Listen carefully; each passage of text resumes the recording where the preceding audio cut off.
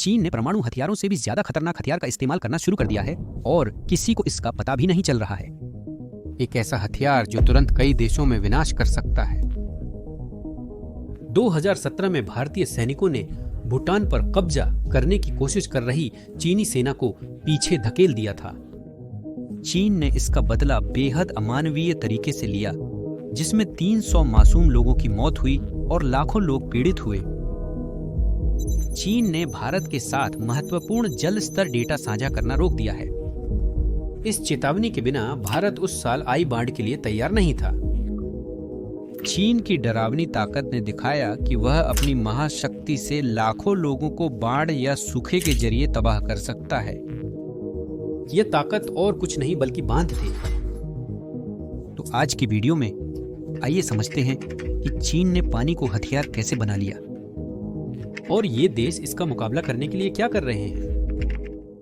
अब जाहिर है YouTube को युद्ध से जुड़े विषय पसंद नहीं हैं और चीनी कम्युनिस्ट पार्टी के बॉट्स को वे वीडियो पसंद नहीं हैं जो चीनी कम्युनिस्ट पार्टी की आलोचना करते हैं। इस वीडियो में आपकी मदद की सख्त जरूरत है। नीचे दिए गए लाइक और सब्सक्राइब बटन दबाने से YouTube एल्गोरिदम के साथ हमारी बहुत मदद होगी। ठीक है, चलिए शुरू करते हैं। लेकिन चीन की प्रभुत्व की भूख सिर्फ मेकोंग नदी और दक्षिण पूर्व एशिया तक ही सीमित नहीं है। यह भारत में एक डैम युद्ध में भी शामिल रहा है, जिससे दोनों देशों के बीच तनाव पैदा हुआ है। दक्षिण पूर्व एशिया के डैम्स 400-500 मेगावाट बिजली पैदा कर सकते हैं, परंतु चीन ब्रह्मपुत्र नदी चीन में यारलुंग त्सांगपो पर अपने डैम्स के साथ कहीं ज्यादा महत्वाकांक्षी है। चीन यारलुंग त्सांगपो पर एक विशाल 60,000 मेगावाट का डैम बना रहा है, जो दुनिया के सबसे बड़े hydro power plant three gorges dam से 3 गुना ज्यादा बिजली पैदा करेगा। चीन की नेशनल पीपल्स कांग्रेस ने 2021 में इस परियोजना को मंजूरी दी। इस बात को और भी ज्यादा चिंता का कारण बनाता है कि यह डैम भारत के अरुणाचल प्रदेश की सीमा से सिर्फ 30 किलोमीटर यानी लगभग 18 और आधा मील दूर मेडोग नामक क्षेत्र में बनाया जा रहा है। भारत और बांग्लादेश जैसे अन्य डाउनस्ट्रीम देशों के लिए यह एक संभावित जलबम साबित हो सकता है। बांग्लादेश ने चिंता जताई है कि ब्रह्मपुत्र पर डैम उसकी ताजे पानी की आपूर्ति को गंभीर रूप से प्रभावित कर सकते हैं। तो आखिर चीन के ब्रह्मपुत्र नदी पर बनाए जा रहे डैम डाउन स्ट्रीम देशों के लिए इतनी बड़ी चिंता क्यों है? वास्तव में चीन द्वारा निर्मित डैम वर्तमान या भविष्य के पूर्वोत्तर भारत के अरुणाचल प्रदेश और असम में रहने वालों के लिए विनाशकारी परिणाम ला सकते हैं। चीन अपने डैम से अचानक बड़ी मात्रा में पानी छोड़ सकता है, जिससे नीचे के इलाकों में भारी बाढ़ का खतरा है। वह पानी का बहाव रोककर सूखा भी ला सकता है। दोनों परिस्थितियां लाखों लोगों और नदी के पारिस्थितिकी तंत्र को प्रभावित कर सकती हैं, जिससे क्षेत्र में सामान्य जीवन बाधित हो सकता है। भारत के लिए ब्रह्मपुत्र नदी का महत्व बहुत अधिक है, इसलिए चीन का यह कदम देश के लिए बड़ी चिंता का विषय है। यह भारत के ताजे पानी के संसाधनों का लगभग 30% और इसकी जल विद्युत क्षमता का करीब 40% हिस्सा है। भारत की समस्या है कि ब्रह्मपुत्र बेसिन का आधा भाग चीन के नियंत्रण में है। चीन का ब्रह्मपुत्र नदी पर महत्वपूर्ण नियंत्रण है, जिसका वह अपने हित में उपयोग कर सकता है। चीन ने दिखा दिया है कि वह भारत को कड़ा संदेश देने के लिए नदी पर अपने अधिकार का इस्तेमाल करेगा। इस परियोजना की लागत लगभग $137 अरब है और इससे 60 गीगावाट बिजली उत्पादन का अनुमान है। इससे भारत और बांग्लादेश में जल प्रवाह और क्षेत्रीय स्थिरता पर संभावित प्रभाव की चिंता बढ़ी है। इसका एक स्पष्ट उदाहरण 2017 में डोकलाम गतिरोध था। मैं आपको संक्षेप में बताता हूं कि वहां क्या हुआ था। 2017 में चीन ने भूटान और चीन के बीच विवादित क्षेत्र डोकलाम में सड़क निर्माण शुरू किया। चीन के द्वारा घुसपैठ करने पर भारत को 2 कारणों से हस्तक्षेप करना पड़ा। भारत और भूटान के बीच एक सुरक्षा समझौता हुआ। चीन का डोकलाम पर नियंत्रण सिलीगुड़ी कॉरिडोर तक पहुंच बनाकर भारत के पूर्वोत्तर को मुख्य भाग से काट सकता था। यह कॉरिडोर भारत की सुरक्षा के लिए बेहद महत्वपूर्ण है। इससे भारतीय और चीनी सेनाओं के बीच 72 दिनों तक आमना सामना चला और यह तभी खत्म हुआ जब चीन ने पीछे हटने का फैसला किया। चीन ने इसे नहीं भुलाया और बदले में सीमा पर जवाब देने के बजाय पानी का इस्तेमाल करने का निर्णय लिया। उसी साल चीन ने भारत के साथ द्विपक्षीय समझौते के तहत मानसून के दौरान ब्रह्मपुत्र की जल संबंधी जानकारी साझा करने से मना कर दिया। यह जानकारी भारत में जल स्तर की निगरानी और बाढ़ की तैयारी के लिए महत्वपूर्ण है। इस जानकारी के अभाव में असम अनजान रहा और आई बाढ़ ने भारी विनाश किया। असम में लगभग 300 लोगों की मौत हो गई और लाखों बेघर हो गए। भारत द्वारा डेटा साझा न करने पर सवाल उठाने के बाद चीन ने झूठा दावा किया कि उसके जल विज्ञान स्टेशनों की मरम्मत चल रही है। चीन ने बांग्लादेश के साथ लगभग उसी समय डेटा शेयर किया था। विशेषज्ञों का मानना है कि चीन ने जानबूझकर भारत से डेटा रोका था ताकि डोकलाम मुद्दे और बेल्ट एंड रोड पहल पर भारत के रुख के बदले में ऐसा किया गया। चीन द्वारा ब्रह्मपुत्र नदी पर विशेषकर सीमा के निकट निर्मित हो रहे बांध और विशालकाय सुपर डैम भारत के लिए गंभीर चिंता का कारण है। लेकिन भारत चुपचाप बैठा नहीं है। वह चीन की आक्रामकता का डटकर मुकाबला करने के लिए कदम उठा रहा है। यदि चीन अकस्मात बड़ी मात्रा में पानी छोड़ता है तो भारत की आपदा प्रबंधन योजनाएं पूर्वोत्तर में बाढ़ के जोखिम को कम करने में सहायक हो सकती है। दूसरी ओर अगर चीन सूखा लाने के लिए लंबे समय तक पानी रोकता है तो भारत की तैयारियां नुकसान को कम करने और कम से कम 1 साल तक प्रभावों से निपटने में मदद कर सकती हैं। भारत जल संकट से निपटने के लिए क्या कदम उठा रहा है? इस खतरे के जवाब में भारत की नई सियांग अपर मल्टीपर्पज परियोजना सियांग नदी पर 11,000 मेगावाट की जल विद्युत परियोजना है, जिसे 9 अरब घन मीटर के जलाशय से सूखे मौसम में प्रवाह स्थिर रखने का समर्थन मिलेगा। यह अरुणाचल प्रदेश, असम और बांग्लादेश को चीनी बांधों से अचानक पानी छोड़े जाने से होने वाली बाढ़ से बचाने के लिए एक बफर के रूप में भी डिजाइन किया गया है। इसके अलावा भारत ने इस क्षेत्र में 3 और परियोजनाएं तेजी से आगे बढ़ाई हैं, जिनमें लोअर सुबनसिरी की 2000 मेगावाट की परियोजना भी शामिल है, जो 2026 तक चालू होगी।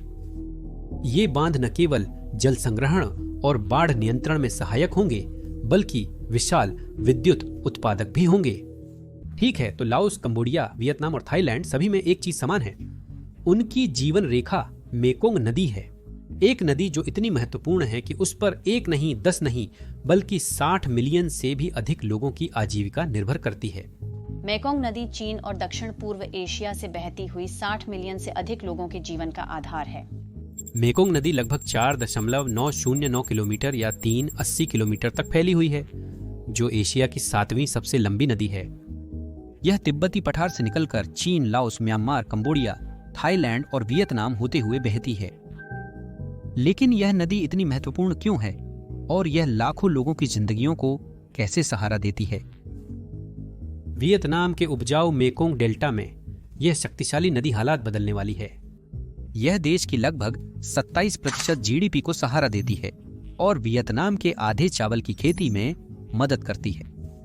यह लगभग 24.8% मिलियन मीट्रिक टन है।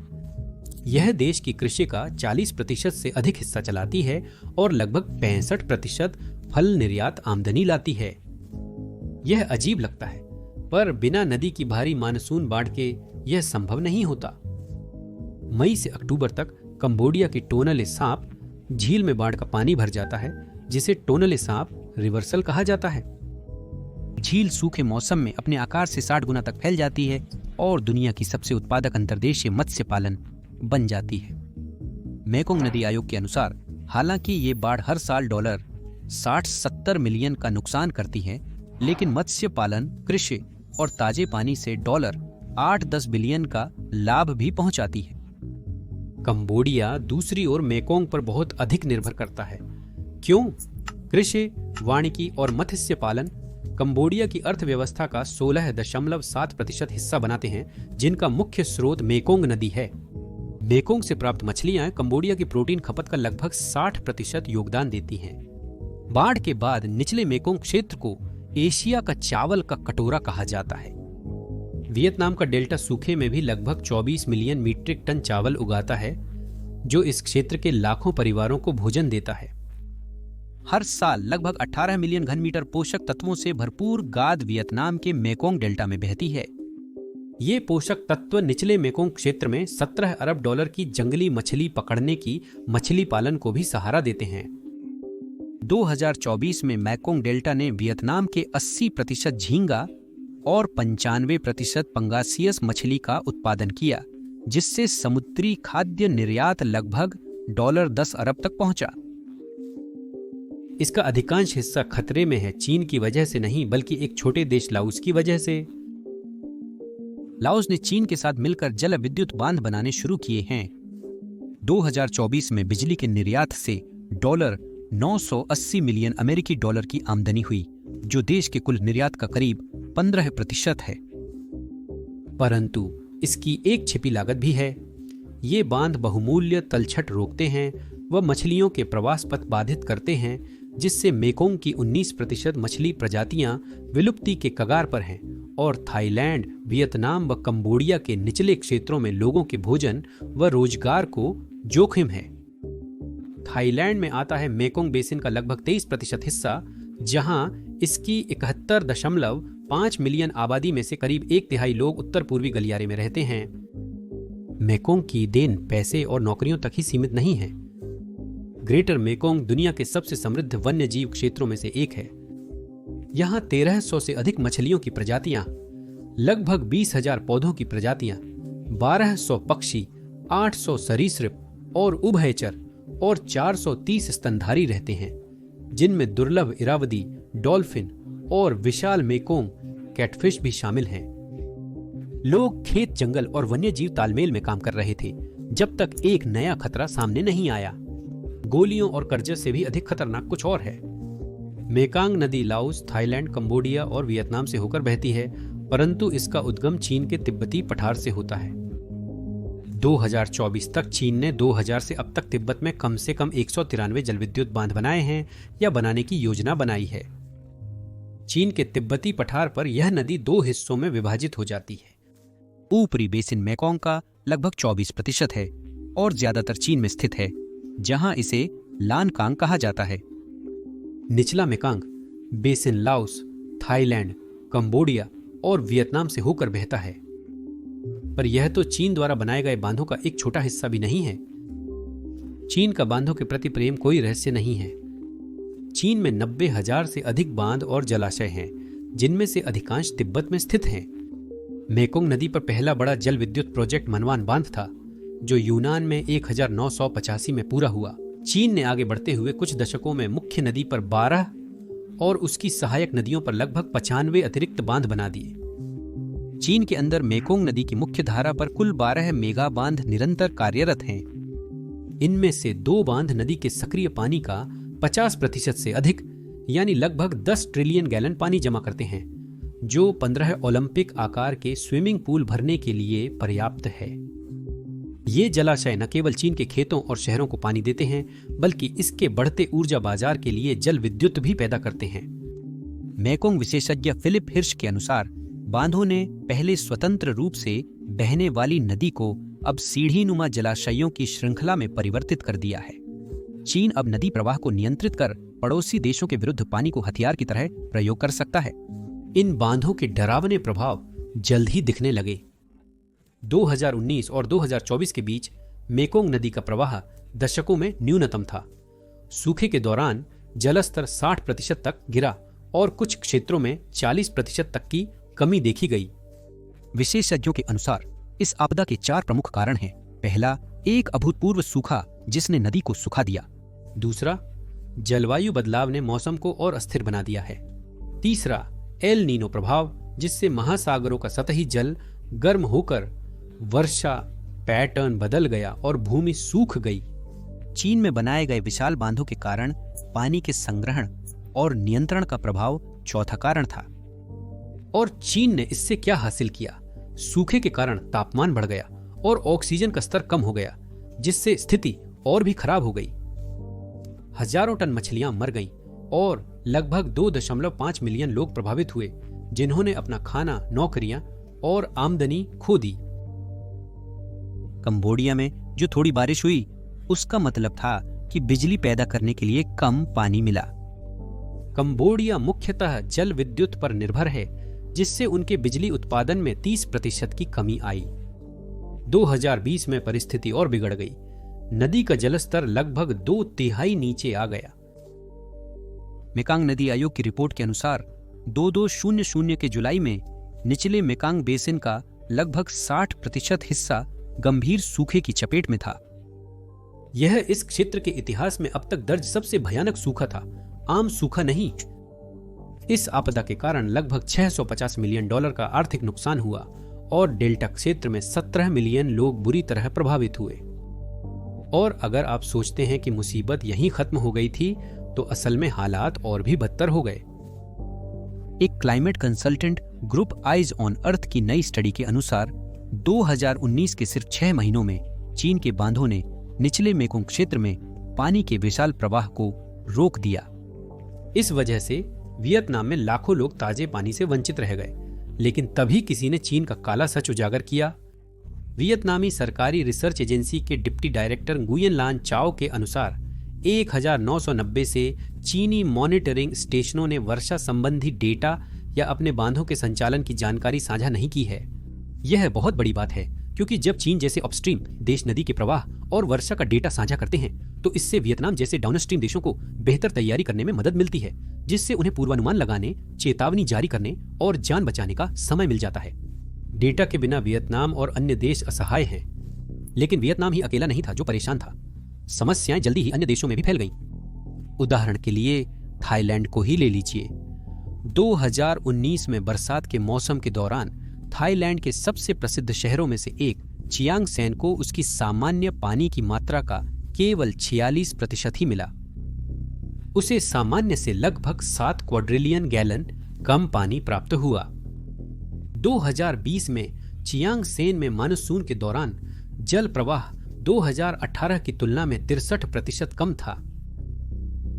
2203-2204 के मानसून में चियांग सेन में नदी का प्रवाह औसत से काफी कम था। चीन में कम वर्षा और बांधों के संचालन के कारण। स्टिम्सन सेंटर की रिपोर्ट के अनुसार शुरुआती बारिश में प्रवाह औसत का 50% था और सितंबर में चीनी बांधों के कारण इसमें 48% की गिरावट आई। कंबोडिया भी इससे अछूता नहीं रहा। स्टुंग ट्रांग प्रांत को सामान्य मात्रा का सिर्फ 71% पानी मिला, यानी सामान्य से 22.5 क्वाड्रिलियन गैलन कम। 2020 के सूखे तक मेकोंग बेसिन में कुल संचित पानी सामान्य से लगभग 50% कम था। पानी की कमी का भयानक प्रभाव जल्द ही दिखने लगा। थाईलैंड एक समय चीनी उत्पादन में अग्रणी देश था। यह विश्व का द्वितीय सर्वाधिक शक्कर निर्यातक था। 2019 में भयानक सूखे के कारण थाईलैंड का शक्कर उत्पादन 2019 और 2020 में साल दर साल लगभग 28% गिर गया।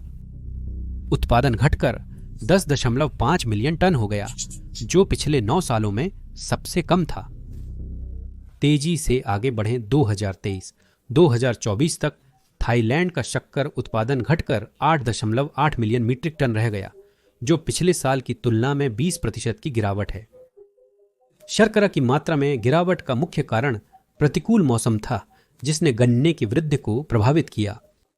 शक्कर के अलावा चीन द्वारा मेकोंग नदी पर बनाए गए बांधों से थाईलैंड के कई मछुआरे गांव भी वीरान हो गए।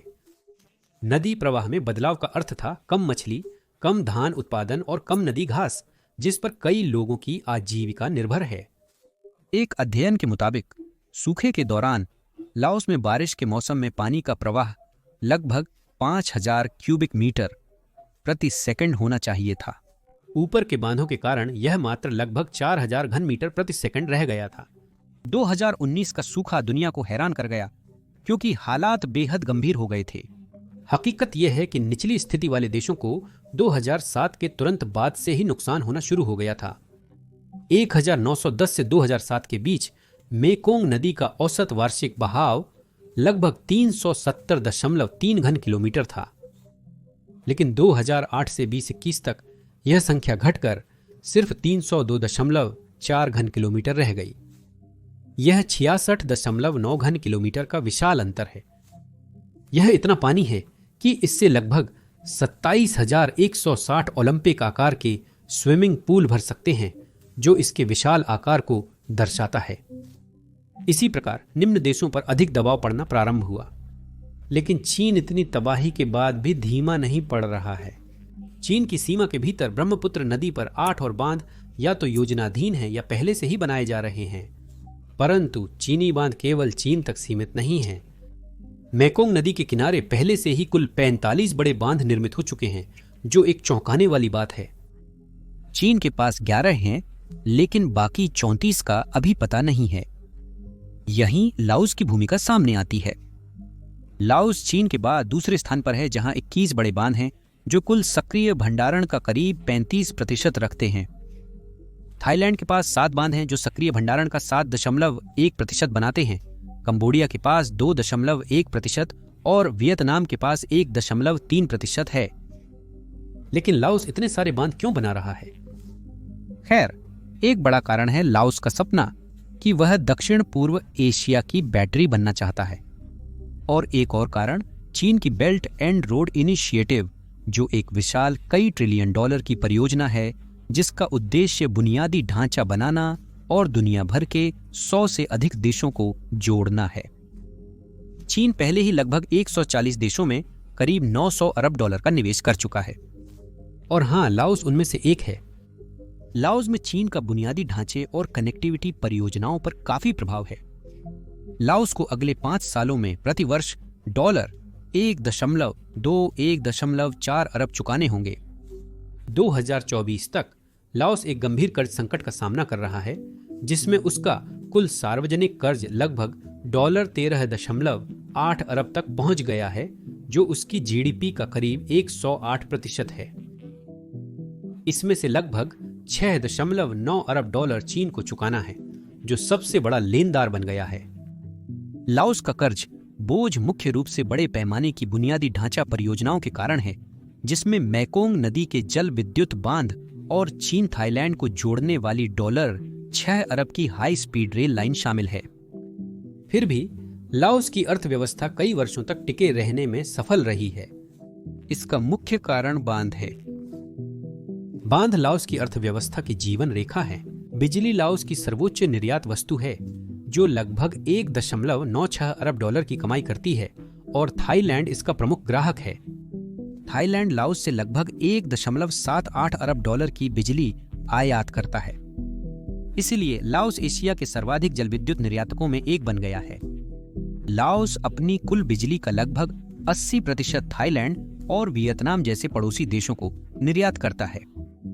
असल में बिजली लाओस के कुल निर्यात मूल्य का 30% हिस्सा बनाती है, और जल विद्युत, यह लाओस द्वारा उत्पन्न की जाने वाली कुल बिजली का विशाल 70% प्रदान करता है। लाओस का दक्षिण पूर्व एशिया की बैटरी बनने का सपना 2000 के शुरुआती वर्षों में ही शुरू हो गया था। यह कोई नया सपना नहीं है। लाओस दक्षिण पूर्वी एशियाई देशों में सबसे गरीब और कम विकसित था। उन्होंने जल विद्युत बेचकर तेज आर्थिक विकास का एक बड़ा अवसर देखा। और सोचिए क्या हुआ, लाओस वाकई में इसमें बड़ी कामयाबी हासिल कर पाया।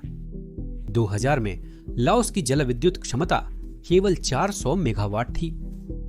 2022 तक यह बढ़कर करीब 7000 मेगावाट हो गई थी। लाओस में वर्तमान में 78 बांध हैं और उन्होंने लगभग 246 जल विद्युत परियोजनाओं के लिए समझौता ज्ञापन पर हस्ताक्षर किए हैं। 2024 तक यह 81 जल विद्युत संयंत्र 11,600 मेगावाट से अधिक की स्थापित क्षमता का योगदान दे रहे हैं। मेकोंग नदी पर लाओस में 2 बड़े बांध पहले से चालू हैं, एक निर्माणाधीन है और 6 और बांधों की भविष्य की योजना है। लाओस का आत्मविश्वास एक कारण पर आधारित है। दक्षिण पूर्वी एशियाई देशों में अगले 20 सालों में ऊर्जा की मांग में 60% की वृद्धि होने का अनुमान है। लाओस इस पर बड़ा दांव लगा रहा है, क्योंकि यह पड़ोसी देशों को स्वच्छ व सस्ती ऊर्जा देने की उत्तम स्थिति में है। लेकिन दक्षिण पूर्वी एशिया की बैटरी बनने का लाओस का सपना चीन के बिना पूरा नहीं हो सकता। यह सिर्फ पैसों की बात नहीं है। लाओस चीनी धन पर निर्भर है ताकि ये परियोजनाएं पूरी हो सकें। लाओस चीन के ऊपरी इलाके के बांधों से निरंतर पानी के प्रवाह पर निर्भर है, जो और भी महत्वपूर्ण है।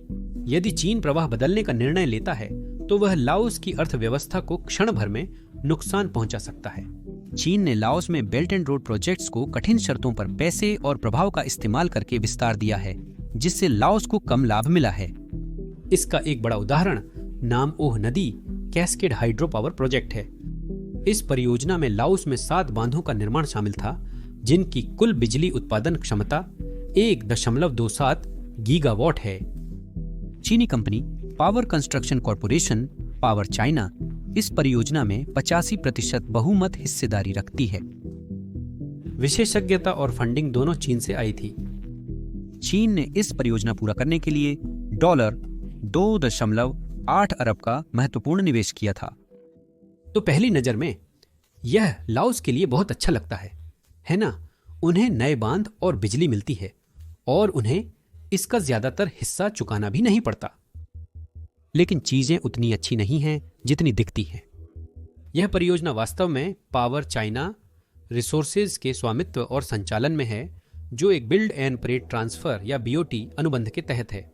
इसका अर्थ है कि चीन पहले 39 साल तक बांधों को चलाएगा और सारा लाभ खुद रखेगा। 29 वर्षों के बाद ये बांध लाओस को सौंपे जाएंगे। लेकिन लाओस के लोगों के लिए यह परियोजना एक भयावह दुःस्वप्न बन गई है।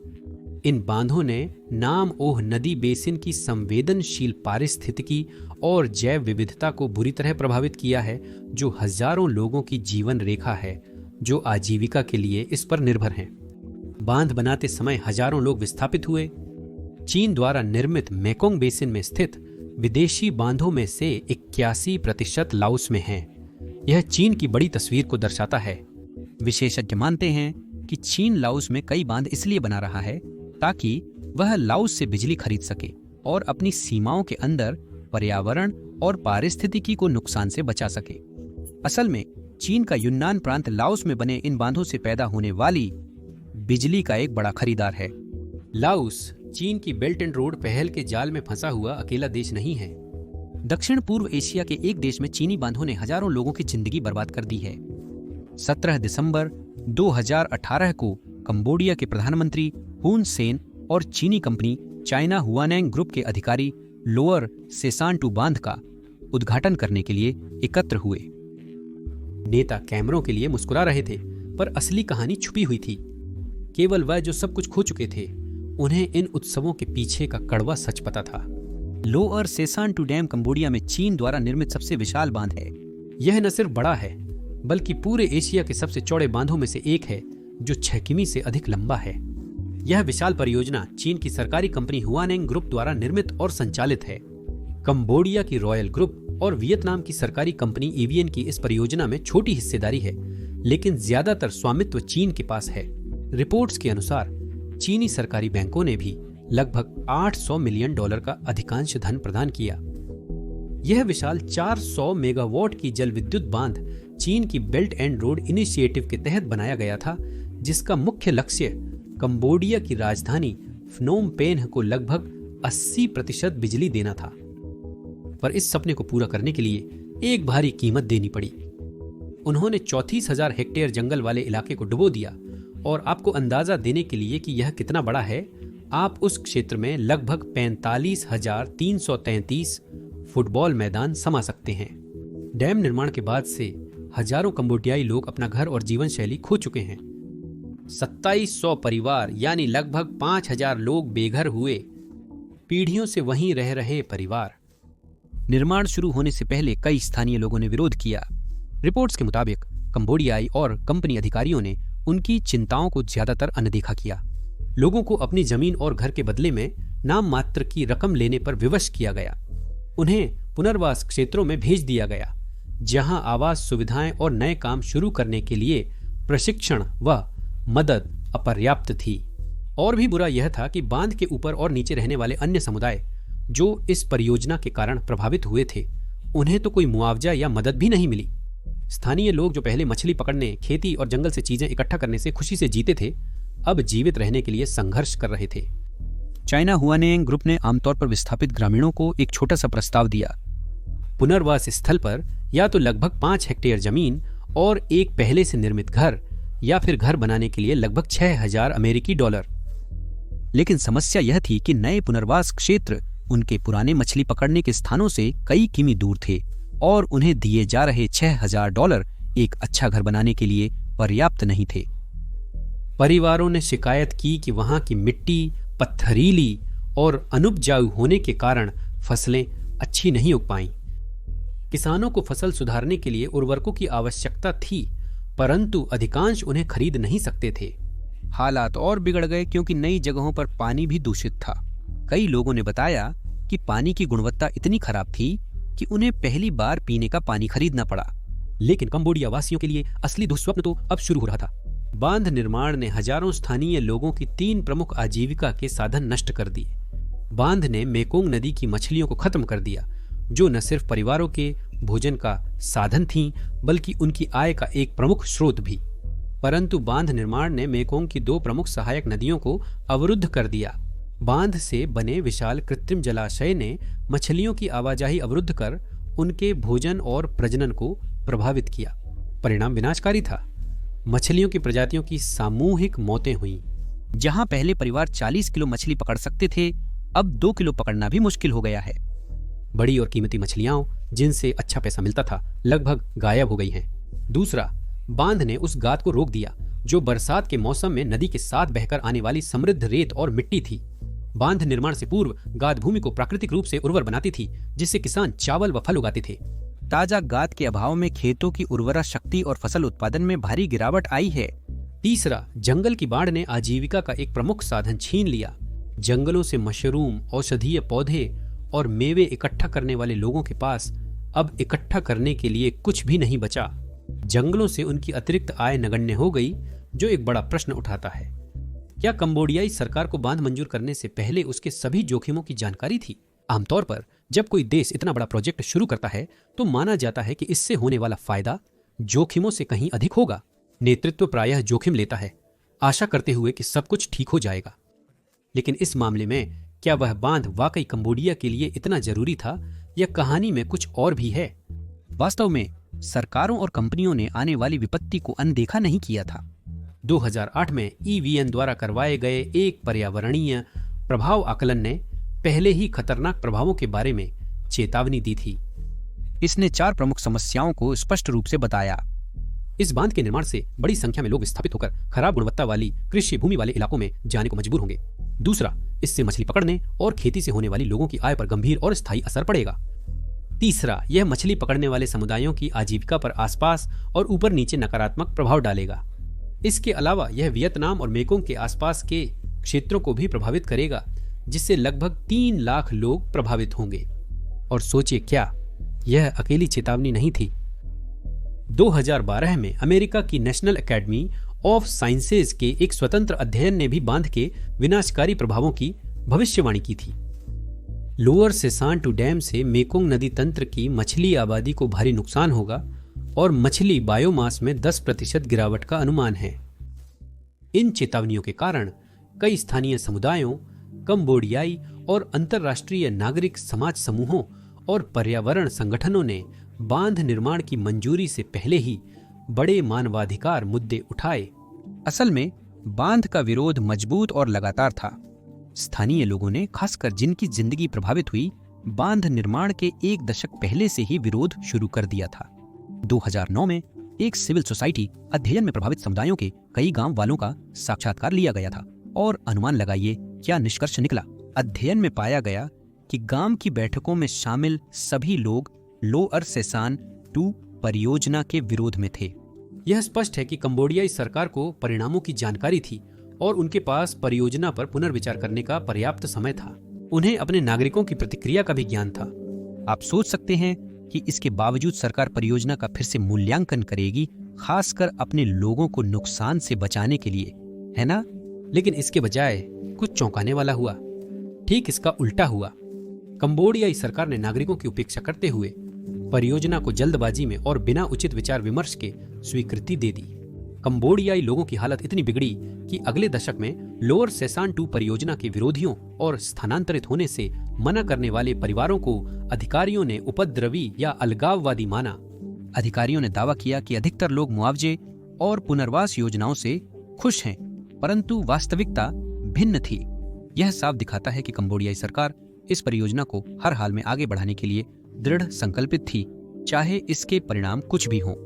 सरकारी अधिकारियों और CHNG की कंबोडियाई सहयोगी कंपनी ने गांव वालों को लगातार बताया कि यह परियोजना निश्चित रूप से जारी रहेगी।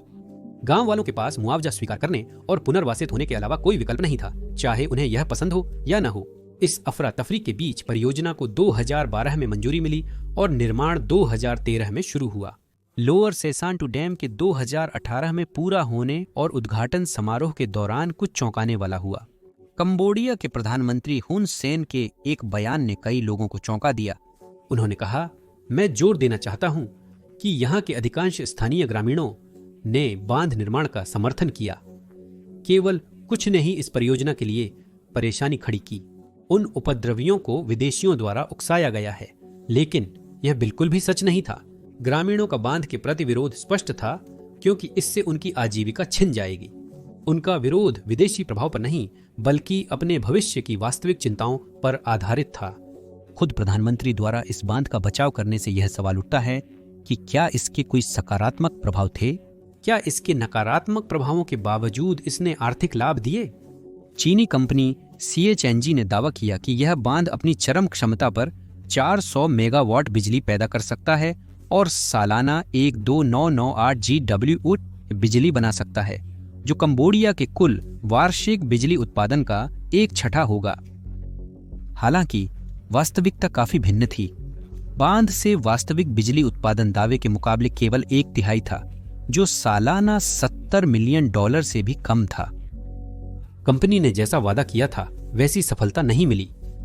कंबोडिया के पास लाओस या वियतनाम जैसे देशों की भौगोलिक स्थिति नहीं है, जहां गहरी घाटियों में बांध बनाए जा सकते हैं, जिससे हालात और खराब हुए। कंबोडिया की समतल भूमि के कारण बिजली उत्पादन के लिए लंबे बांध बनाने पड़ते हैं, जिससे विशाल क्षेत्रों में बाढ़ आती है। फिर भी कई समस्याओं के बावजूद हाल में कंबोडियाई सरकार ने अनेक जल विद्युत बांधों को स्वीकृति दी और शुरू किया है। उदाहरण के तौर पर कंबोडिया ने अपनी जल विद्युत क्षमता को तेजी से बढ़ाया है। स्टुंग ट्रेंग प्रांत में 2018 में शुरू हुआ लोअर सेसांटू डैम कंबोडिया की सबसे बड़ी 400 मेगावाट की जल विद्युत परियोजना है। स्टोंग टाटाए लू जल विद्युत बांध का निर्माण कोहखांग प्रांत में साल 2023 में शुरू हुआ था और इसके 2026 तक पूरा होने की उम्मीद है। प्रासाद प्रांत के स्टोंग पुरसातवन जल विद्युत बांध का निर्माण 2023 में शुरू हुआ और 2026 तक पूरा करने का लक्ष्य है। 2023 के अंत तक कोहखांग प्रांत में 2 अतिरिक्त परियोजनाएं स्वीकृत की गईं। कंबोडियाई सरकार इन जोखिम भरे परियोजनाओं को कम फायदे के बावजूद आगे बढ़ा रही है। इसके पीछे असली वजह क्या हो सकती है? 2008 में लोअर सेसांटू डैम को नियंत्रित करने वाली कंपनी EVN नामक वियतनामी सरकारी बिजली कंपनी थी। EVN ने 2008 और 2009 के बीच इस डैम परियोजना का पहला मूल्यांकन किया था। हालांकि समय के साथ इस परियोजना का स्वामित्व बदल गया और चीजें बदलने लगीं। कुछ ही सालों में वियतनामी कंपनी, जिसके पास कभी इस प्रोजेक्ट में बहुमत हिस्सेदारी थी, उसकी स्थिति काफी गिर गई। 2012 में स्वामित्व चीनी सरकार के नेतृत्व वाले संयुक्त उद्यम हाइड्रो पावर लोअर सेसांटू कंपनी लिमिटेड को सौंप दिया गया। संयुक्त उद्यम में 3 संस्थाएं शामिल थीं। चीन की हुआनिंग ग्रुप की एक सहायक कंपनी हाइड्रो लॉन्गकोंग इंटरनेशनल एनर्जी, कंबोडिया की रॉयल ग्रुप और EVN। अब यहां है असली मोड़। 2012 तक चीनी कंपनी के पास इस परियोजना में 51% नियंत्रक हिस्सा था, जबकि रॉयल ग्रुप के पास 39% और EVN के पास सिर्फ 10% हिस्सा था।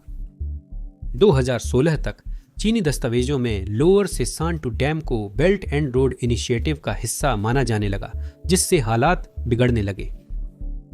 चीनी सरकारी मीडिया ने इसे कंबोडिया में बेल्ट एंड रोड इनिशिएटिव की प्रमुख परियोजनाओं में से एक बताया, जिससे यह देश में 7 बेल्ट एंड रोड जल विद्युत परियोजनाओं में शामिल हुआ। जैसे ही चीन ने इस परियोजना का नियंत्रण अपने हाथ में लिया, सारा ध्यान पूरी तरह से बदल गया। चीनी कंपनी का एकमात्र लक्ष्य किसी भी कीमत पर बांध पूरा करना था, स्थानीय समुदायों की चिंताओं की अनदेखी करते हुए। कुछ समुदाय नेताओं का कहना है कि वियतनामी कंपनियों के समय में कम से कम स्थानीय समुदायों से सीमित सलाह मशविरा तो होता था।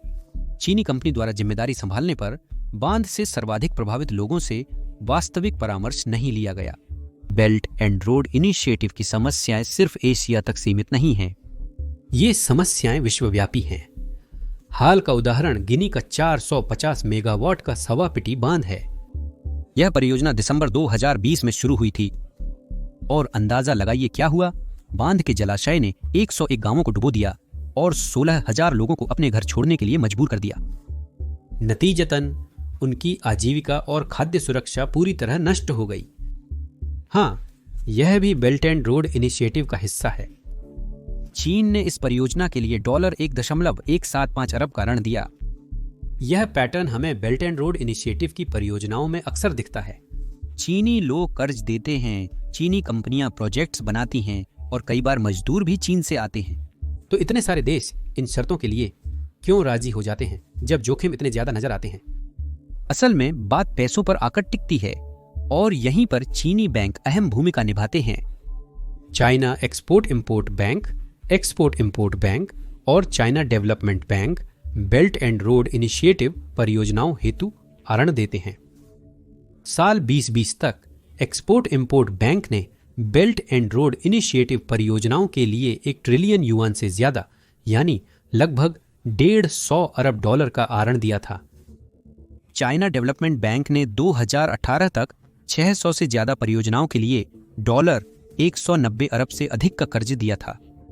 2025 में चाइना एक्सपोर्ट इंपोर्ट बैंक ने बेल्ट एंड रोड इनिशिएटिव के विकास के लिए छोटा और सुंदर दिल से जुड़ा हुआ नामक वित्तीय सहायता योजना शुरू की थी।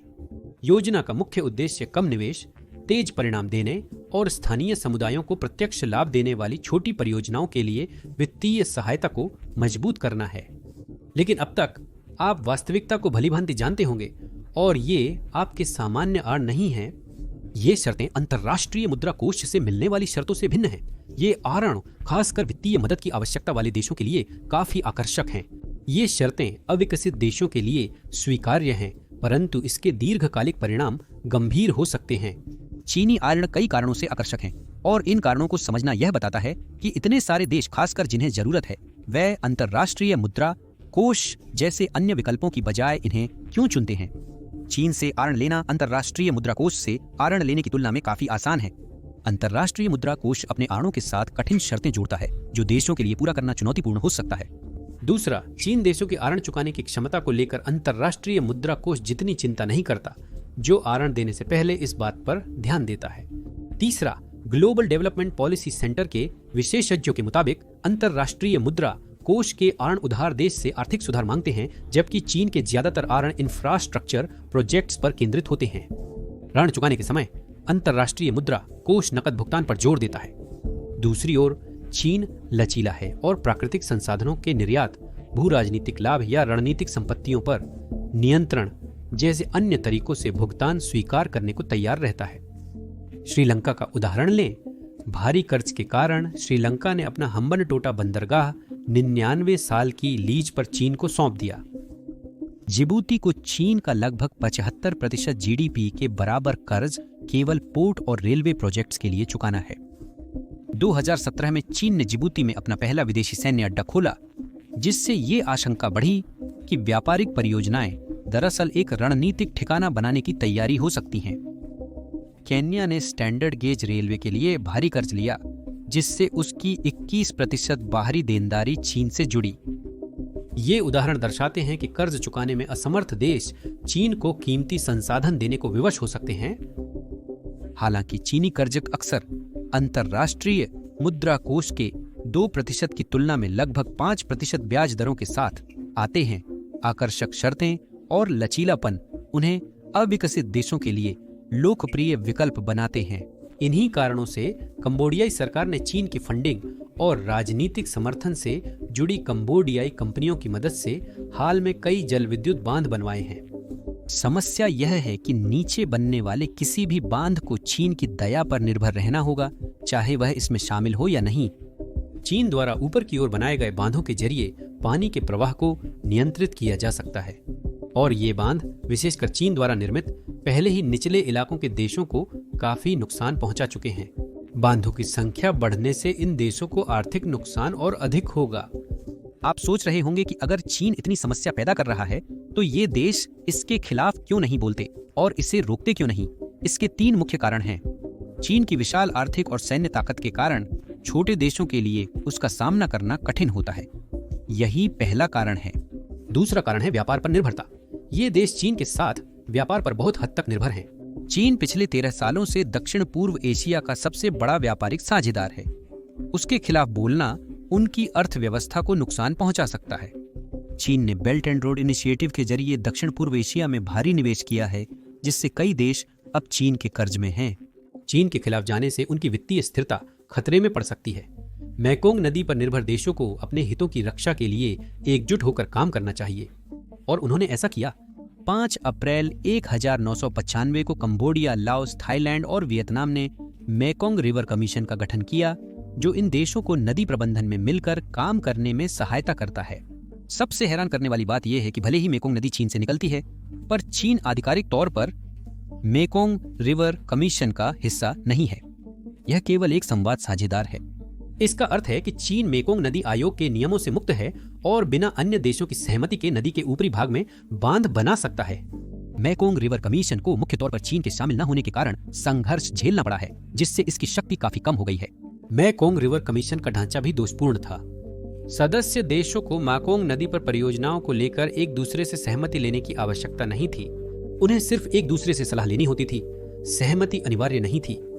लाओस और कंबोडिया जैसे देशों ने मेकोंग नदी आयोग के अन्य देशों की पूरी मंजूरी के बिना सबसे विवादास्पद बांध बनाए हैं या अभी भी बना रहे हैं। चीन ने यही मास्टर स्ट्रोक खेला। चीन ने 2014 में लानचांग मेकोंग नदी सहयोग फ्रेमवर्क शुरू किया, जिसे मार्च 2016 में मेकोंग नदी आयोग के सभी सदस्य देशों ने हस्ताक्षर किए। इस बार म्यांमार और चीन भी इस पहल में शामिल हुए। इस नए अंतर सरकारी संगठन का फोकस मेकोंग नदी आयोग से अलग था। इसका उद्देश्य न केवल नदी सहयोग पर ध्यान केंद्रित करना था, बल्कि राजनीतिक और सुरक्षा मुद्दों को सुलझाना, आर्थिक विकास को बढ़ावा देना और सदस्य देशों के बीच सामाजिक सांस्कृतिक संबंध मजबूत करना भी था। विशेषज्ञों के अनुसार लानकोंग मेकोंग सहयोग मेकोंग नदी देशों के लिए सबसे प्रभावशाली साबित हुआ है, भले ही यह एक नया प्रयास था। चीन के शामिल होने से इस पहल को और प्रभावी बनाने में मदद मिली है। यही सबसे बड़ा अंतर है।